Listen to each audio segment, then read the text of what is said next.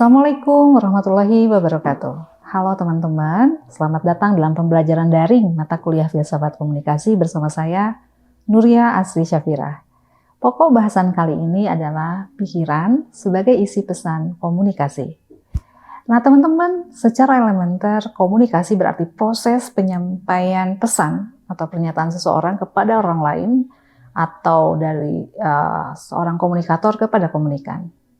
Pesan komunikasi ini terdiri dari dua aspek, yaitu isi pesan, the content of the message, dan simbol. Nah, pesan merupakan inti perumusan tujuan dan maksud dari komunikator kepada komunikannya, dan dalam proses keseluruhan komunikasi, unsur pesan ini sangat menentukan dalam tercapainya the condition of success in communication. Nah, teman-teman, isi pesan ini dari tadi ya, pikiran dan bahasa. Pikiran ada kalanya dipengaruhi oleh perasaan, tetapi hanya faktor pengaruh saja. Pikiran ini dihasilkan dari interaksi antar manusia. Sementara bahasa, ini bagian dari lambang ya. Jadi lambang itu umumnya adalah bahasa gitu. Pikiran sebagai isi pesan tidak dapat dikomunikasikan apabila tidak ada bahasa. Nah, bahasa ini bersifat abstrak. Fungsi utama bahasa adalah untuk berhubungan dengan dunia konkret dengan menunjukkan aspek-aspek yang menarik dan dengan memberikan kepada dunia arah yang bermakna. Jadi apabila bahasa manusia dapat menyingkapkan makna yang sebenarnya dari dunia, maka dunia itu sendiri dilekatkan pada kata, simbol, dan tindakan manusia. Nah teman-teman, kemampuan berpikir sebagai ciri khas manusia selalu menjadi perhatian para filosof. Nah, termasuk juga Aristoteles yang menyatakan bahwa manusia itu lebih tinggi derajatnya dibanding makhluk hidup yang lainnya. Manusia sebagai Aristoteles katakan sebagai animal rational. Hal ini berkaitan dengan pendapatnya yang menyatakan bahwa di alam ini ada 3 jenis makhluk hidup dengan roh yang tarafnya bertingkat-tingkat. Ketika tingkatan roh tersebut adalah anima vegetativa, roh yang paling rendah tarafnya. Ini dimiliki biasanya tumbuh-tumbuhan, fungsinya terbatas pada makan, tumbuh, menjadi besar, dan berkembang biak. Dan anima sensitiva, roh ini dimiliki oleh binatang, sehingga binatang memiliki roh vegetativa dan sensitiva. Binatang selain menjadi besar, berkembang biak, juga mempunyai perasaan, naluri, nafsu, hingga mampu mengamati, bergerak, dan bertindak. Nah, yang selanjutnya, anima intelektiva. Roh ini adalah taraf tertinggi yang hanya dimiliki oleh manusia. Sehingga manusia mempunyai 3 jenis anima. Karena memiliki roh yang lengkap itulah manusia menjadi besar, berkembang biak, bernafsu, bernaluri, bergerak, bertindak, juga berpikir. Dengan berpikir inilah manusia mempunyai kesadaran, sadar apa yang harus dan boleh dilakukan atau sebaliknya. Nah teman-teman, apakah manusia itu? Nah tentu saja merujuk tadi apa yang disampaikan tadi bahwa manusia adalah makhluk yang berakal budi. Dan menurut Aristoteles tadi, manusia termasuk anima intelektiva. Sehingga selain tumbuh, berkembang biak, bernafsu, bernaluri, bergerak, bertindak, juga mampu berpikir dan berkehendak. Nah lalu, apakah berpikir itu? Berpikir ini melibatkan penggunaan lambang ya teman-teman, baik itu secara visual atau grafis ya. Dan berpikir dilakukan untuk memahami realitas dalam rangka mengambil keputusan, memecahkan persoalan, dan menghasilkan hal-hal yang baru. Dan memahami realitas berarti menarik simpulan, meneliti berbagai kemungkinan penjelasan dari realitas eksternal dan internal. Jadi dalam hal ini, kalau dalam kaitan apa yang tadi dijelaskan, bahwa berpikir ini adalah sebagai proses menarikan simpulan. Tapi biasanya kalau berpikir itu akan diawali dengan mempertanyakan terlebih dahulu. Teman-teman, lalu bagaimana manusia berpikir? Ya, ada 2 macam cara manusia berpikir, gitu katanya. Berpikir secara autistik, ini kita seringkali mengalaminya ya. Melamun, berfantasi, menghayal, wishful thinking. Dengan berpikir seperti itu, individu melarikan diri, escape dari kenyataan, dan melihat hidup sebagai gambar-gambar yang sifatnya fantastis. Di sisi lain, ada berpikir secara realistik. Nah, ini disebut juga sebagai nalar atau reasoning dalam rangka menyesuaikan diri dengan kenyataan.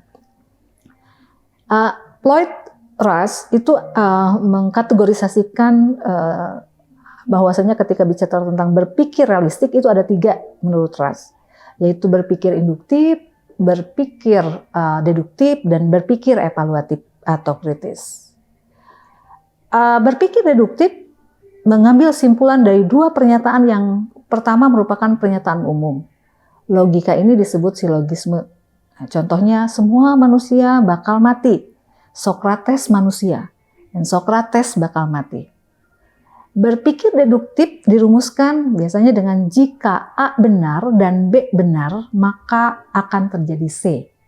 Dalam berpikir deduktif, mulai dari hal-hal yang umum pada hal-hal yang khusus. Selanjutnya berpikir induktif. Berpikir dengan memulai dari hal-hal yang sifatnya khusus dan kemudian mengambil simpulan yang sifatnya umum untuk melakukan generalisasi. Ketepatan berpikir induktif ini tentu saja tergantung pada memadainya kasus yang dijadikan dasar. Sementara berpikir evaluatif atau berpikir kritis ini bisa dilakukan untuk menilai baik, buruk, tepat atau tidaknya suatu gagasan. Dalam berpikir evaluatif tidak menambah atau mengurangi gagasan, tetapi menilai menurut kriteria tertentu.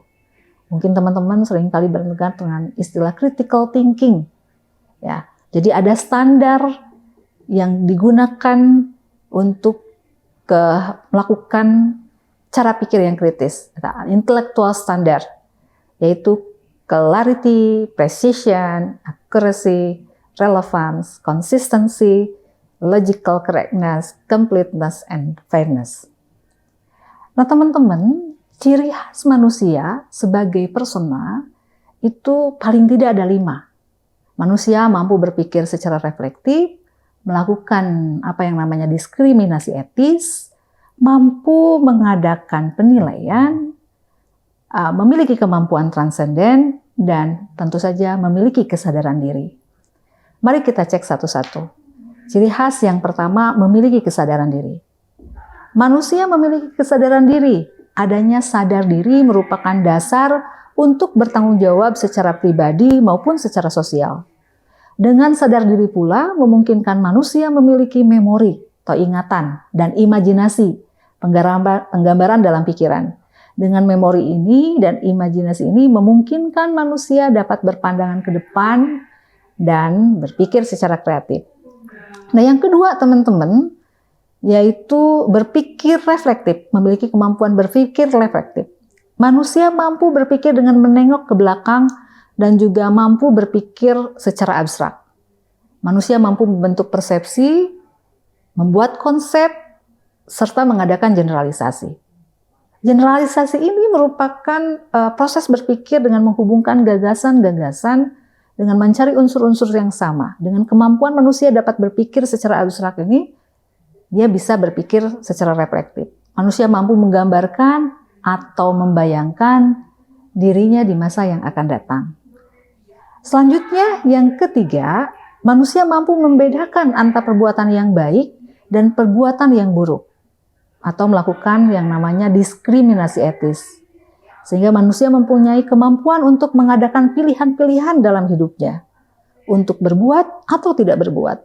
Dengan ciri ini, maka manusia merupakan makhluk satu-satunya yang dapat mengucapkan, apa sih yang seharusnya saya perbuat? Apakah ini baik atau tidak? Nah, ciri khas yang keempat adalah manusia mampu memberikan penghargaan etis. Ya. Manusia ini tidak hanya menghargai keindahan yang terdapat dalam alam, seperti saat terbit matahari, misalnya teman-teman ya, terbenamnya matahari, dan sebagainya. Namun manusia juga mampu menciptakan keindahan tersebut dengan membuat misalnya patung, ya, puisi, gitu ya, membuat lukisan, foto-foto yang estetik, dan sebagainya. Nah, ini ciri khas yang kelima. Kemampuan ini dimiliki manusia sebagai kemampuan yang paling unik karena manusia mampu melampaui apa yang ada dalam pengalamannya. Nah, Selanjutnya teman-teman, terkait intensitas berpikir.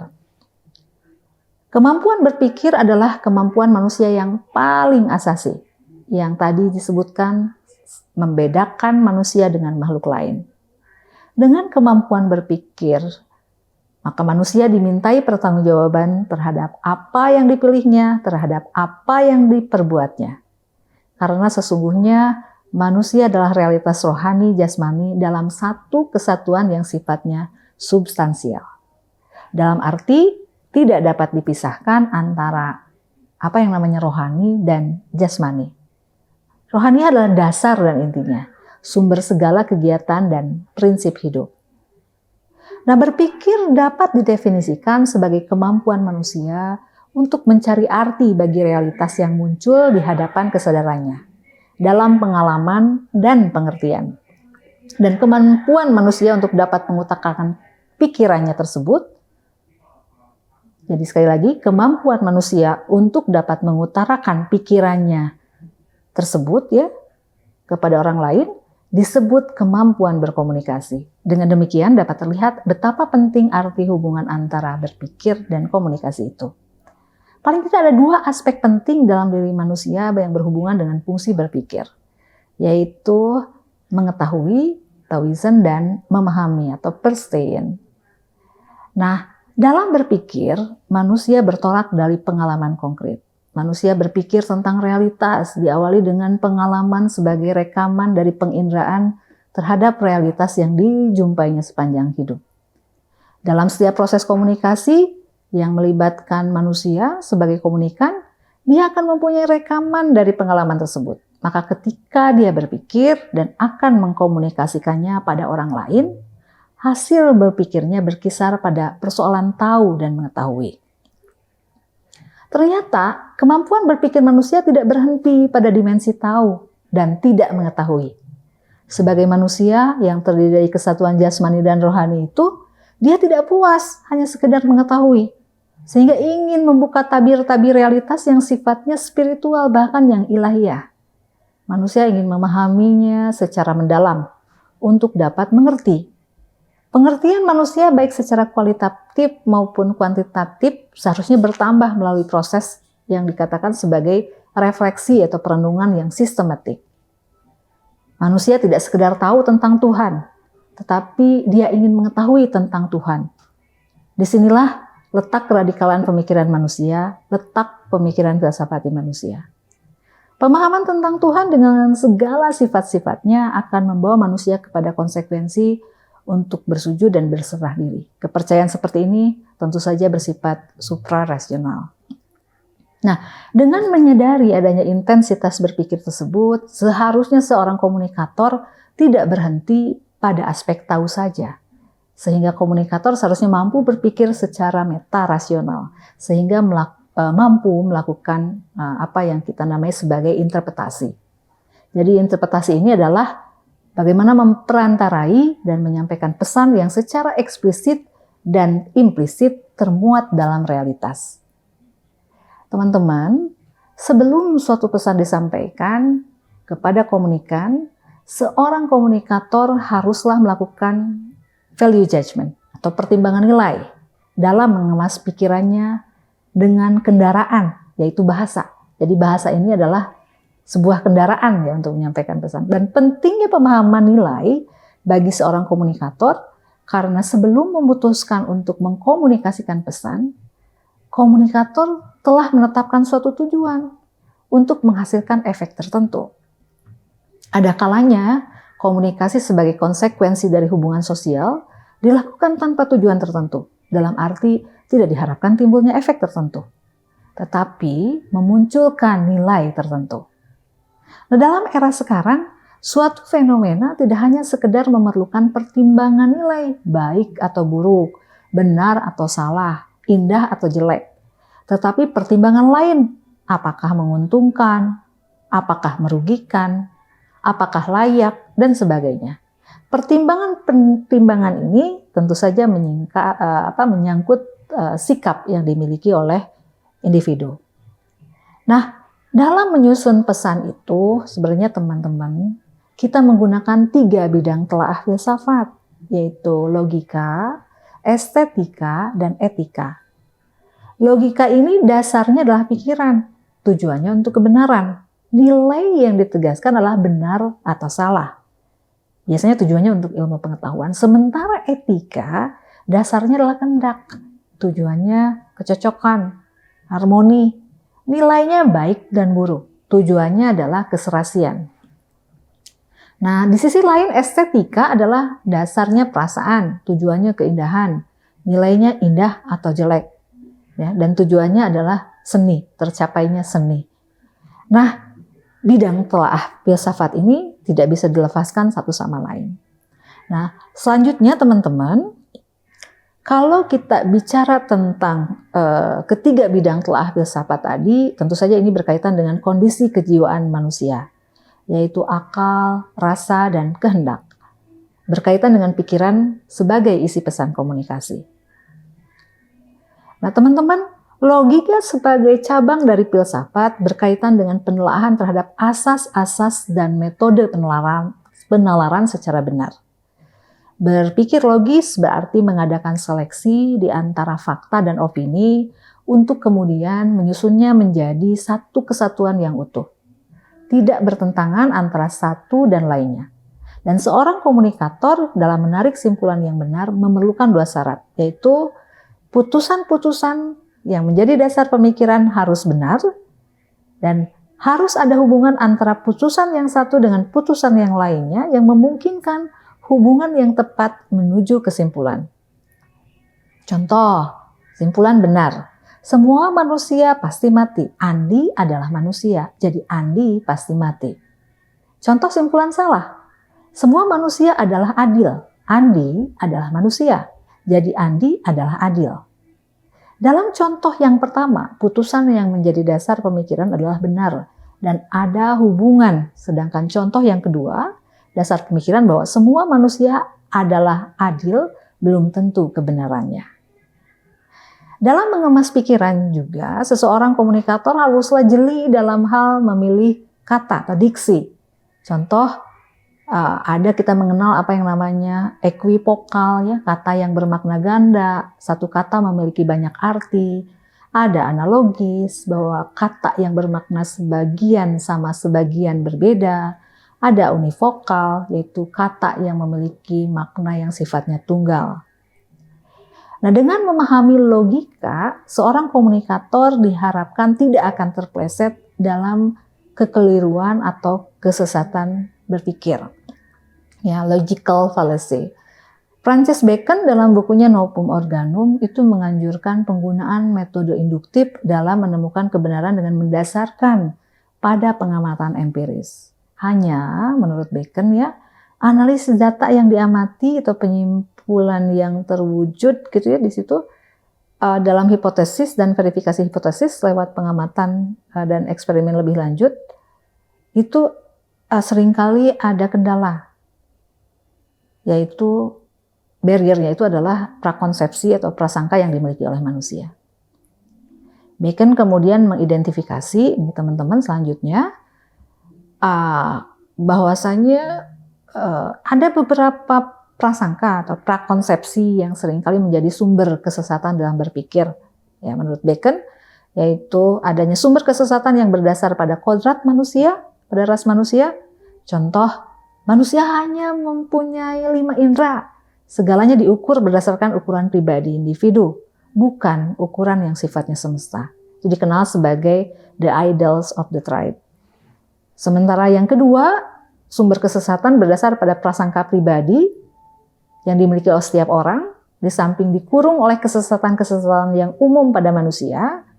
Karena terkurung ini, maka ia tidak mampu melihat hubungan kausalitas dari fakta-fakta yang dijumpai. Ini dikenal atau dinamakan sebagai the idols of the cave. Nah, prasangka berikutnya adalah terkait dengan sumber kesalahan yang disebabkan oleh seseorang tidak membuat pembatasan pada term yang dipakai untuk berpikir dan berkomunikasi. Dan ini dikenal atau dinamakan sebagai the idols of the marketplace. Dan yang keempat, teman-teman, sumber kesesatan menurut Bacon ini adalah sikap seseorang dalam menerima tradisi otoritas secara membabi buta, atau dikatakan sebagai the idols of the theatre. Nah, adakah sumber-sumber kesesatan yang lain? Tentu saja banyak, teman-teman. Mulai dari proses yang paling elementer ketika kita menyusun persepsi aja di situ. Misalnya bagaimana halo effect berpengaruh, bagaimana stereotype mengganggu pikiran-pikiran kita, gitu kan ya. Bagaimana juga etnosentrisme barangkali ya. Ataupun tadi ya kaitan dengan bagaimana menggunakan kata-kata ketika atau memilih diksi ketika kita berkomunikasi. Demikian teman-teman yang bisa saya sampaikan, mudah-mudahan bermanfaat dan saya selalu berharap apa yang sudah disampaikan menjadi stimuli untuk bisa paham lebih dengan menelusuri literatur-literatur yang relevan. Saya tutup dengan Assalamualaikum warahmatullahi wabarakatuh.